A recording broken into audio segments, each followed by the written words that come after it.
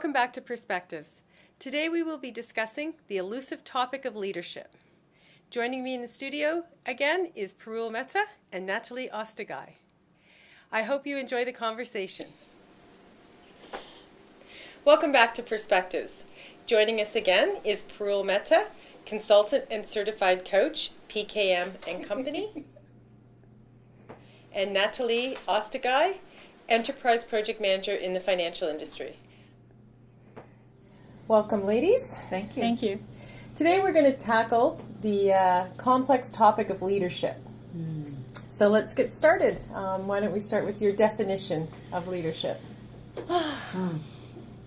If I simplify the definition, is someone that inspires others to follow them. That will be it. Yeah, leadership. Short and simple. It is short and simple. Yeah. Are you a leader? So that begs the question for me, are you only a leader if others follow? What about thought leadership? Yeah.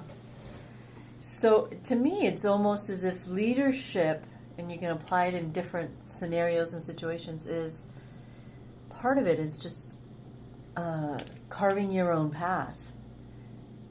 Mm-hmm. Someone may not follow you, and yet you're still carving your own path. Which could apply in business. Yeah. You're carving your own path, and hopefully people follow you. If you're leading a group of people, that's ideal.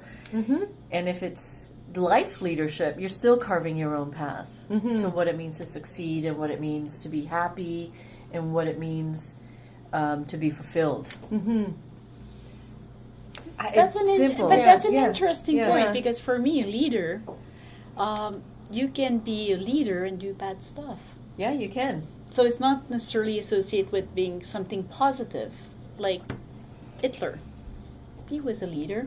Mm-hmm. He's recognized as one. As in its purest, in its simplest forms, people followed him. Yeah. So therefore, he was a leader. That's why I asked. Does a leader mean? But there are different kinds of leadership. I mean, there's personal leadership, there's thought leadership, and then there's people leadership. And I think the people leadership applies to inspiring people to follow you. But certainly there's thought leadership in like cancer research and things like that, which is a completely different type of leadership. Is it pretty? That's what I was going to say, because there's still inspiration required in there, and there's still others that need to collaborate on the idea of a particular type of research or methodology. Mm-hmm. And then what was the third type used? Personal leadership. Personal leadership. Because that would affect, think of yourself as a parent, and being a leader in your home inspires your children or your partner or other family members. So leadership is really, to define it is really, I think, challenging. And I think that's part of the challenge in leadership itself, the industry in leadership training and coaching and development, is because the definition of it is so challenging. Yeah, well, there is a whole industry around leadership development. Yeah, it's a billion dollar industry, and it's always something that organizations are certainly striving for. Mm-hmm. So, why is it that it is so elusive? We talked about the definition being elusive, but there's probably some more fundamental reasons why having a strong leadership team is so difficult to achieve. Why is it so difficult to achieve?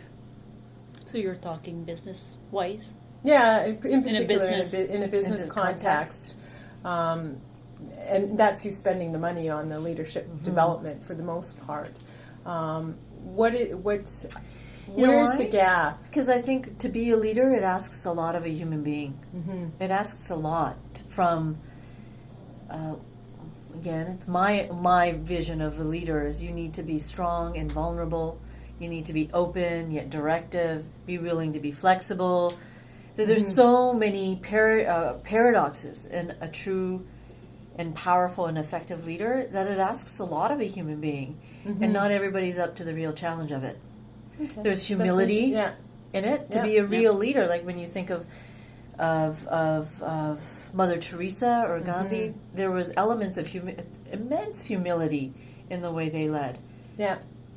And so I think it asks a lot of people, and not everybody's up for that challenge or even willing to go there with themselves. Mm-hmm.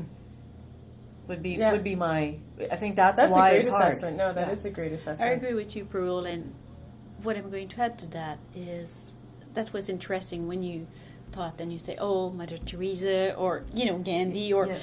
that's also part of the definition. We think to be a leader that we need to impact Millions millions of people. Yeah. As in reality, you can be a leader in your own team of 2 or 3.